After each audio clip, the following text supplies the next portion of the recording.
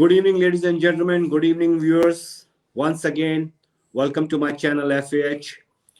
And in Tuesday's talk, today we are going to be discussing a very different topic which we have been discussing in the past. And this is going to be the first time we are going to be discussing a topic which is related to the sales, basically. And we have never discussed this topic before, and it was a lot of demand from the viewers, from the audiences, that we are limiting ourselves to the other field, but we have not discussed finance, we have not discussed sales. So today we took this opportunity, and so today's session is going to be dedicated to the salespeople, to the sales manager, the sales directors, whatsoever the sector they belong to. Is going to be a general discussion just related to sales.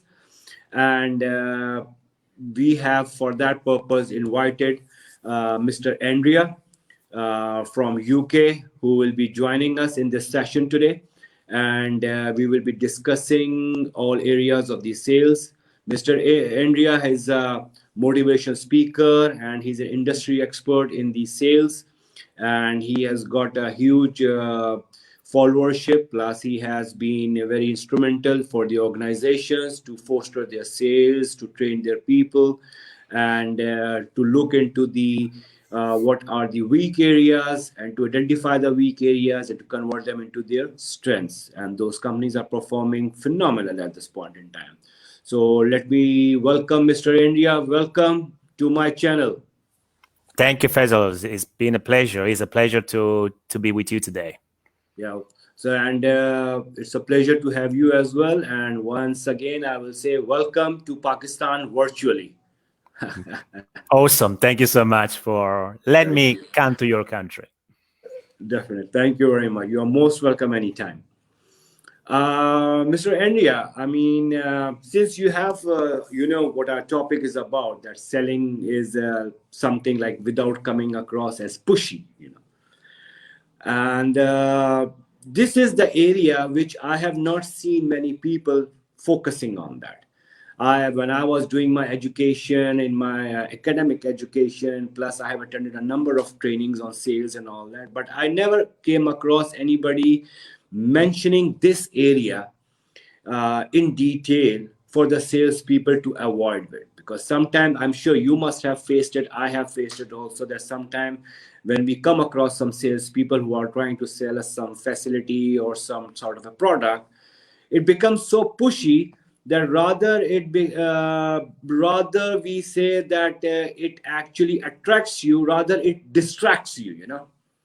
And then you just try to run away from that place or from that person, you know. Whenever you see the phone call coming from that person, I mean, you don't feel comfortable with it. So correct. Now, as we all know, that sales is the most important part for any organization. It's the very, very useful instrument to identify the profitability of a company. Sales team are there to generate profit, and without sales team, I don't think so any organization can perform with it. Now, in that area, I would like to hear from you, from your expert opinion, from your such a sound background in sales. What do you have to say about it? Would you like to comment on that? Yeah, thank you, Faisal. It's a fascinating point. It's a fascinating point. And you raised already something very interesting, and I fully agree with you, is the fact that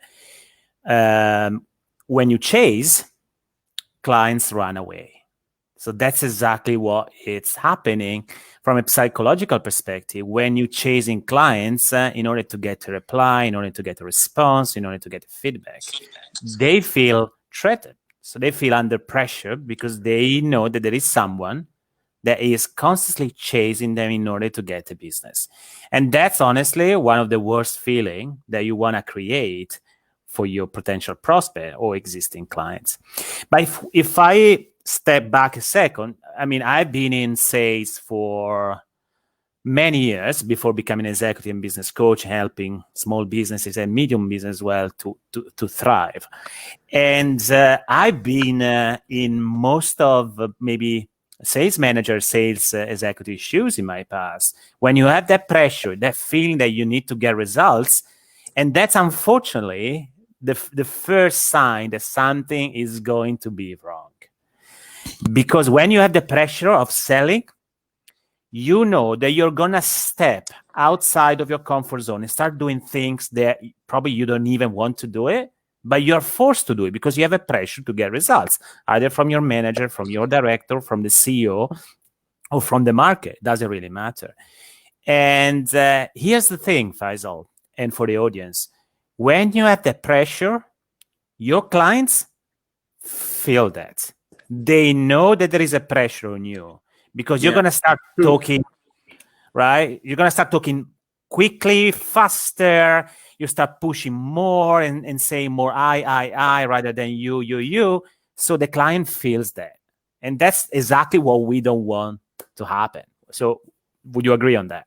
100%. I agree on that. I have experienced it many times that whenever I have got a sales pitch from any salesperson, so from his body language and from his general language and the desperation which he shows, that shows actually that how much pressure has come onto him or her to sell the product from his organization, which actually distracts you immediately, that if something is so nice, then why this person has to be like, I take this example, like if you go to a Suzuki showroom, the salesman is going to be acting with you differently as compared to if you go to the Mercedes showroom.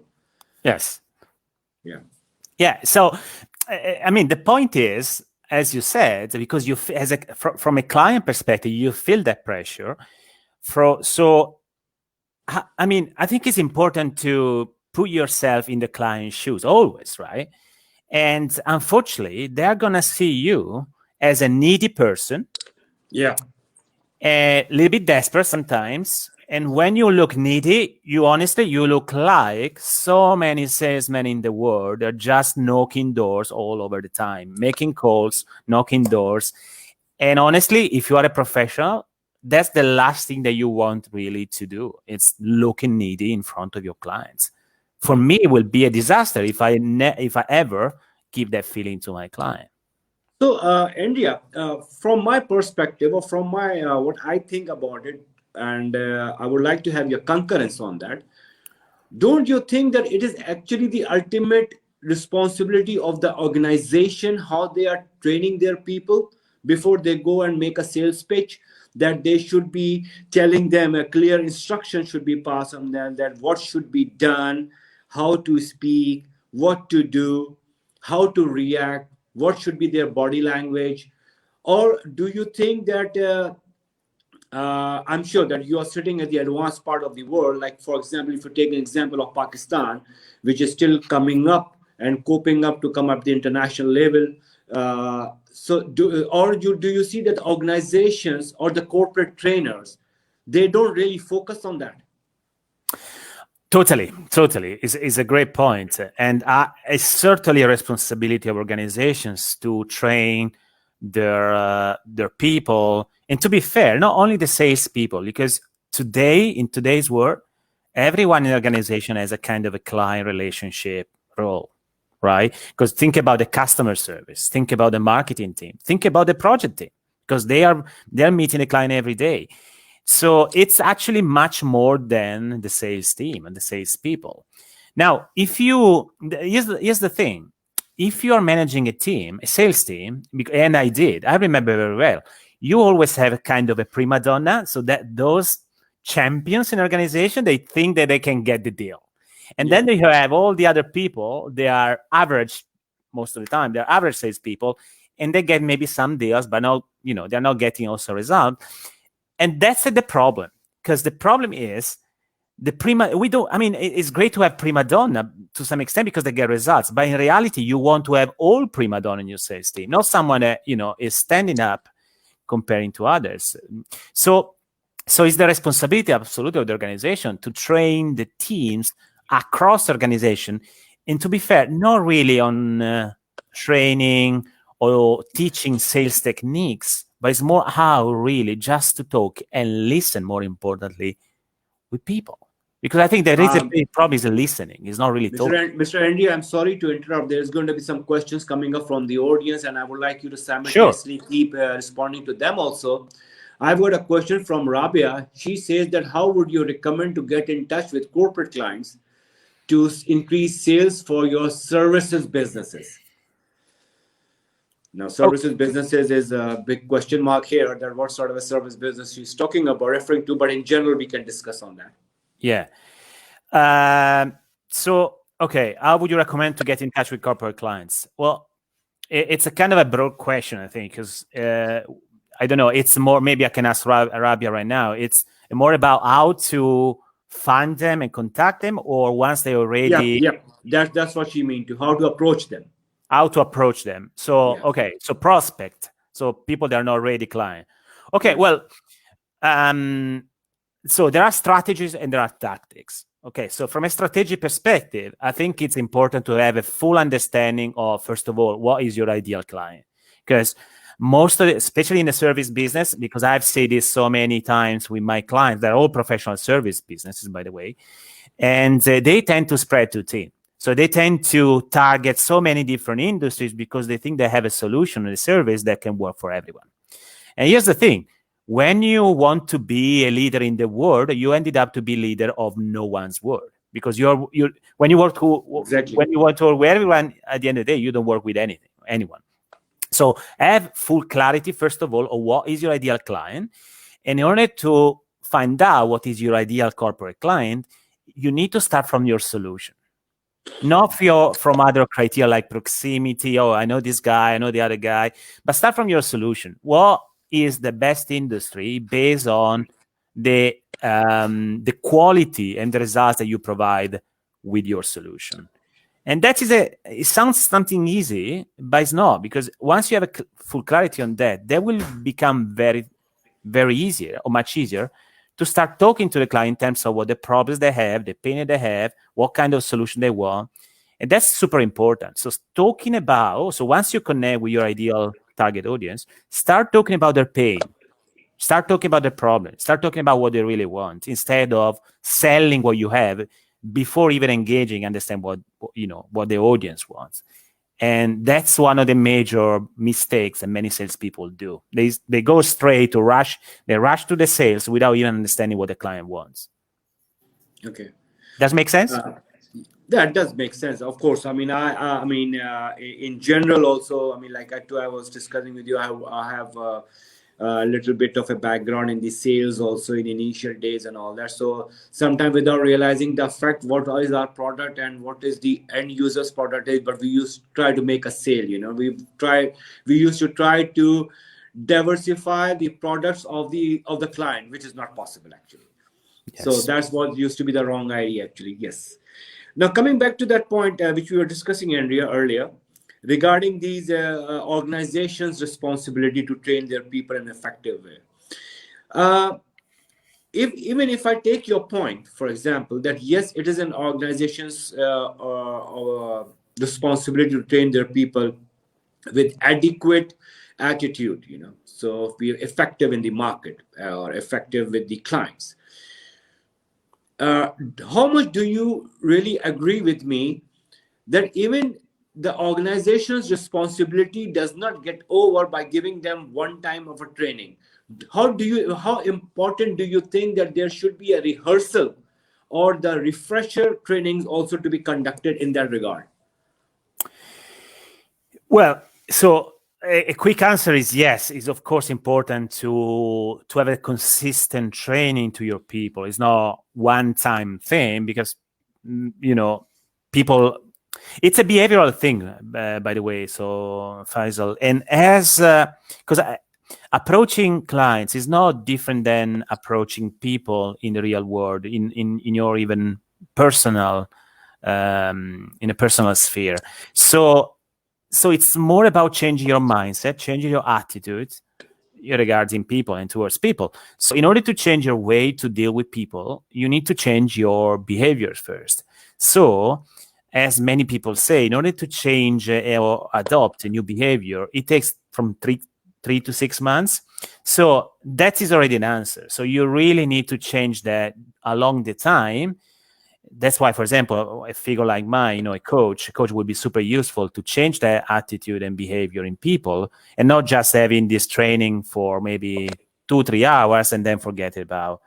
That's one thing. The second thing is also important to know is there is a staggering data that says that every traditional training lasts for 3 weeks in everyone's mind. So look, so there's so much money wasted across the globe in training that doesn't really get any results because people in 3 weeks time they're gonna forget it. So it's not working. It's not working. Okay. Because this is what my recommendations had been with the various organizations where I have personally worked or I have done the consultation with them and all that, that refresher trainings do play a very important role in the daily sales, and they have to be very much focusing on that, because I have come across that whenever you request them for a training, so the first response you get is, oh, we have already given this training them before. No, but they don't realize that how much you have given the training to them, good for them. But what is the outcome? How do you identify that when you give the training to a team on the sales, and in particular in that training, you are covering not to be pushy with the customer, right? Yes. How often do you think that these training, and what do you think that the practical examples should be there to evaluate an individual salesperson for that? That whether your training you have given, this person has totally apprehended, is he applying it in the daily life when dealing with the customers and all. So what is going to be the main tool do you suggest as an expert for evaluating the performance of that particular salesperson or the sales team in a whole? Yes, it's a great question. Great question. So, of course, to me, there are at least 3 criteria, or let's call it KPIs, or whatever you want to call it. So, one is certainly the results. So, you want to see really how that training, coaching has really helped the salesperson to get better results. So, that is really easy to document, if you like, or to analyze. Now, there might be other components, other reason why that person that might outperform or actually underperform. So that's why it's not enough, but that's certainly one. Now, I'm more interested into other 2 KPIs. So one is actually how is following the salespeople when he talks with clients. So how he writes to clients, how he calls the clients over the phone, how he is performing during a meeting. So when I used to be a director of sales in an organization, I used to spend a lot of time with my salespeople, with the clients. Actually, I was even talking. I wasn't there to talk unless it was necessary, maybe, to add something, etc. But it really was just, checking up how the salesperson really applied or implemented what we did in the class, actually, in the organization. And the third point is actually talking to the clients, which something that we don't do often in organizations. So is talking to the clients and look, don't do a proper feedback thing because that's a little bit too cheesy, but you can talk with the clients about stuff, about business, and then maybe say, hey, by the way, what do you think about, John? So how John is performing with you? Are you happy with them, etc.? And that is probably the best really thing that you can do, because at the end of the day, you want to get the client feedback, not our own feedback, because we are biased, right? Exactly. So that's for me. It's these are very practical and easy to implement. By the way, activities that you can do with your own sales team. We have a question here, Andrea, again from Mariam. How would you recommend marketing and communications professionals to increase their sales? Also, what tips do you recommend for LinkedIn in particular? Yes. Okay. So how you recommend marketing communication professionals to increase their sales? Well, that's big question. It's I think it has been around what we've been discussing so far. It's changing your approach and methodology, and you will see a completely different results. But also comparing to, and actually joining your second question on LinkedIn, I have one big tip I think for everyone is, instead of selling, really start thinking about offering value to your audience. offering value in every single interaction. It could be on a post, it could be on a message that you write on LinkedIn, and when you connect with people. So that's really the first thing. So what I say and I coach my clients in my program is actually over deliver value consistently with your prospect across all the channels that you use. Doesn't matter whether it's LinkedIn, Facebook, email, website, or whatever. Over delivering value. That's one thing. The second thing is also make sure that you offer something that is already existing in the world. In other words, offering an invitation for something that you are doing already. It could be an event, it could be a masterclass, it could be a webinar, a workshop, it could be part of a program, it could be part of something. So let them join something that is already existing, because that is an offer. It's a nice offer, valuable offer, as long as it's not salesy. Okay. And what you really want as an end goal, especially from Maria, means you want to see your clients raise their hands rather than you offering something they don't want. Let them raise their hands, because when you see them raising their hands, I want this. You guess what? You don't have any more the pressure of selling because they raise their hands. It's not you that you're pushing something to them. Okay. I know it's a big principle if you apply it properly. I hope that helps, Mariam. Perfect. Now coming from the, let's a little bit get out of this conversation which we are having.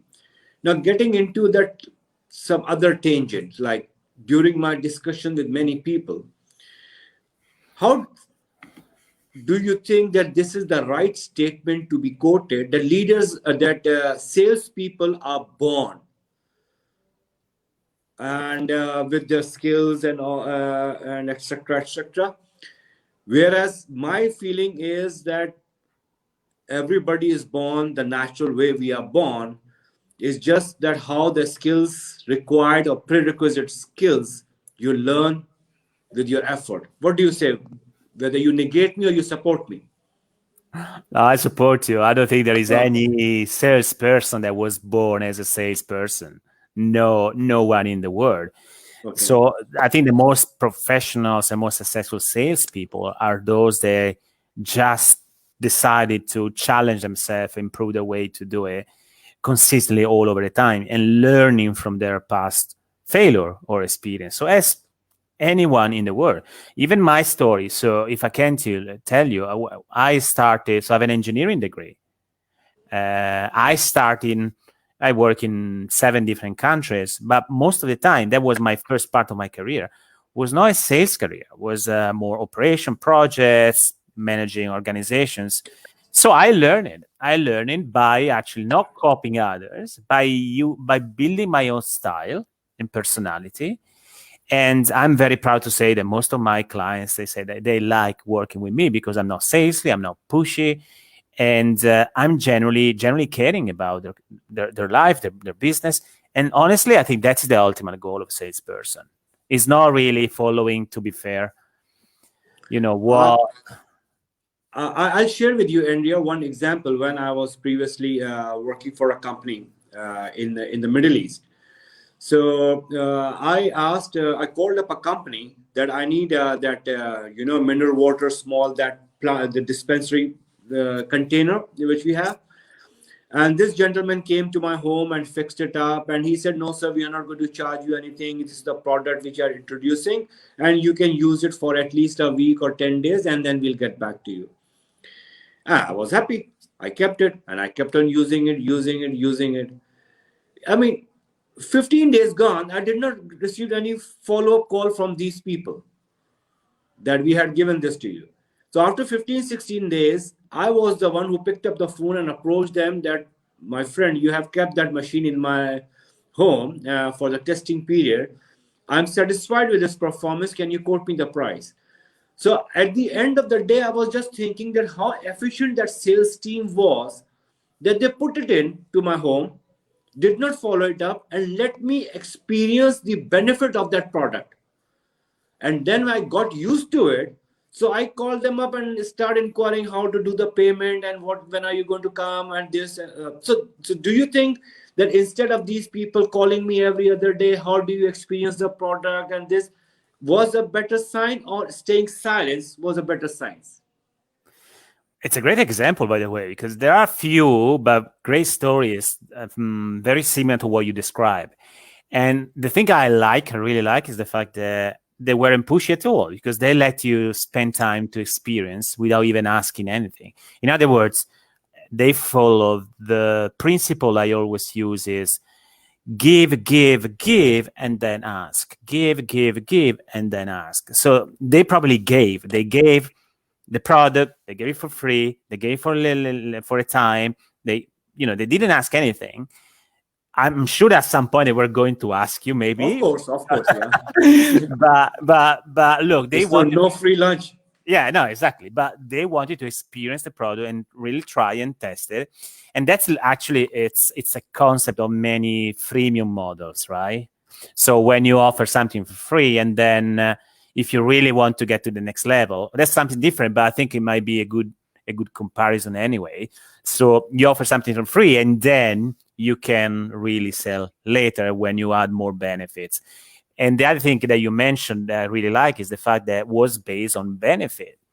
And that's the best sales that you can make, is actually offering something that has a solution, not something that has just a service. Because most of people, maybe in the audience or in the service business, for example, they have still this concept that, hey, you want to use me, you want to hire me, okay, that's my price. And that's, it takes me 3 hours to do it. It takes me 3 days to do it. No matter what is the result, no matter what's the outcome, there is no promise there. Okay, I don't like that. I think it's, as clients, because we are all clients, we all buy something. We buy a solution, an outcome. We don't buy someone working on a timesheet. So, by the way, that's not even scalable from a pure business modeling perspective. It's not even scalable if you're trading time per money. But that's another discussion maybe to have. However, I think that's the thing is selling outcomes, offering outcomes, and not selling services or products. Because people don't buy products. People don't buy services. People buy outcomes. And that is probably the most important principle in sales. And many people, still getting very wrong about that.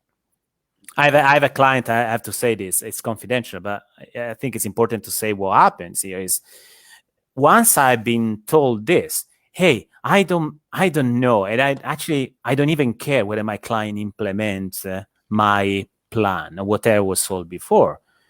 I said, why? Well, they wanted a plan, and I developed the plan. And then I said, so you are not taking responsibility for the results of that plan might have at the client organization? Said, no, because they didn't ask. They want a plan, I developed the plan, I delivered a plan. So if they screw up, it's a problem. No, I really hate this approach. So, but we can talk about this for Exactly. hours, actually, because that's the big thing. I'm sure. Okay, now we are reaching our time limit. So my last question, Mr. Andrea, and then I'll give the forum to you as a concluding remarks. In every organization, they prepare sales strategy for the next year. Do you think preparing a sales strategy once in a year at the beginning of the year is instrumental? Rather, they should be having a periodic review after every quarter to analyze what is the outcome? Totally with you. Totally agree with you. I hate actually strategic plans or sales plan. I used to do it, and I used to hate it. Yeah. I hate them because they are, you guess what? They ended up in the shelves and nobody's going to even use it. So it's a waste of time. But we want to have a plan so everyone is happy because there is a plan, even for ourselves. But then nobody is sticking with the plan. Okay. Because there is such uncertainty in the world that you're going to change and pivot and adapt every week, every 2 weeks, every month. So it's completely useless doing in that way. That's why what I do with my clients, we work on 60 days or 30 days or maximum 60 days project. What that means is you have a specific goal for your organization. It could be sales goal. Look, we want to sell this product, to 10 organizations in the next 60 days. Okay, so it's very limited period of time. Let's do it through a specific frameworks. Make sure that we do this and then we jump on another goal. rather than say, hey, we're going to get to 4 million at the end of the year. We're going to get this and this, blah, blah, blah, blah, blah. Exactly. It's not effective. Okay. Once again, thank you very much, Mr. India. We have reached our time limit as agreed initially. And indeed, it was very, very nice talking to you, sharing your insights with us. And definitely people who are listening right now or will be watching this video later on the recording, they'll be benefited from your ideas, from your experiences, and your personal points also at the later stage, and they will implement them in their practical field. Any last words from your side? No, look, it's been just fun because I love talking about sales and not being pushy, because that is a base really of my personality, but also how I work with clients. So for me, it was a super fascinating topic. And thank you for facilitating this session and for a very good question that you asked. No, thank you very much. And one more thing I would like to say to the audience is that people said that finance and sales, they never get along with each other. So here is a good example today that Andrea from the sales and Faisal from the finance were talking about sales together, right? In a constructive manner. So it's all up to the organization to organize and people to people that how you gel with each other in order to improve your performances at the end of the day. Well, thank you very much once again, Mr. Andrea, for your time. Indeed, it was a pleasure having you on board and learning from you. Thank you very much. Thank you so much for inviting me. You're most welcome. All right. Thank you, dear viewers. If you have any further questions, you can write it back to us. And definitely I and Mr. Andrea will try to get back to you with our responses and share you with our experiences and all that. Thank you very much for joining us. And once again, good luck. Take care. So long. Bye-bye. Thank you.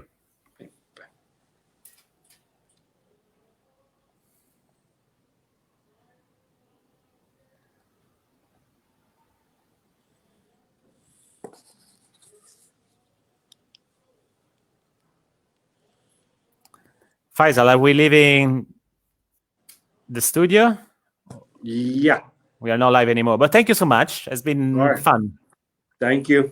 Thank you. Take care. Bye-bye. Take care. Bye. Bye.